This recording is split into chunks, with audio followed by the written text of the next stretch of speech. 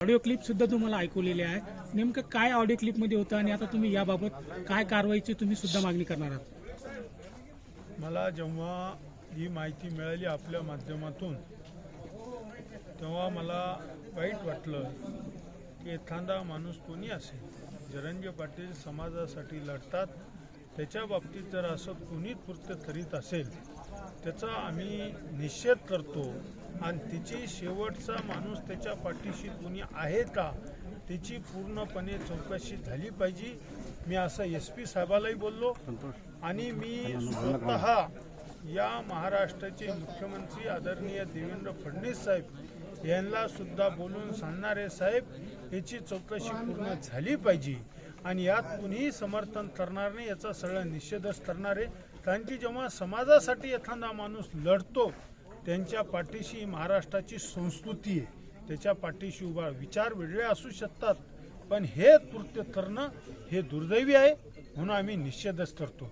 म्हणून आम्ही सांगितलं, मी या जिल्ह्याचा आमदार आहे, मी जिल्ह्याचा अध्यक्ष आहे, म्हणजे जालना जिल्ह्यामधला मी आमदार आहे आणि जालना जिल्ह्याचा भाजपचा अध्यक्ष आहे.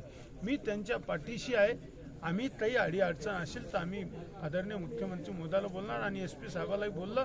पुन्हा पोलीस बंदोबस्त वाढवून देण्याचं कामही आपण करण्याचं सांगितलं. या ठिकाणी आपण जर बघितलं तर बीडचे जे खासदार आहेत आणि जालन्याचे खासदार यांनी SIT मार्फत चौकशीची मागणी केलेली आहे. याबाबत जरांगे पाटील यांच्याशी तुमचं काही चर्चा झाली का? तुम्ही ऑडिओ क्लिप सुद्धा ऐकल्या? 100% मी ऑडिओ क्लिप ऐकली. त्याच्यात मी नाव घेणं योग्य ठरणार नाही. पोलीसवाले खूप शेवटला चौकशी करते आणि जे दूध आणि पाणीचं पाणी झाल्याशिवाय राहणार नाही.